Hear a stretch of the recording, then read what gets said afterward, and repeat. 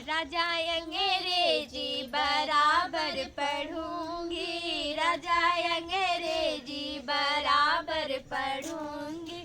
पहला पाँव जब डोली पर रखूंगी, पहला पाँव जब डोली पर रखूंगी, सासू ससुर को बाहर करूंगी, राजा अंग्रेजी बराबर पढ़ूंगी, राजा अंग्रेजी बराबर पढ़ूंगी। दूसरा पाँव जब किचन में रखूंगी, दूसरा पाँव रसोई में रखूंगी, 1 किलो पेड़ा का नाश्ता करूंगी, राजा अंग्रेजी बराबर पढ़ूंगी, राजा अंग्रेजी।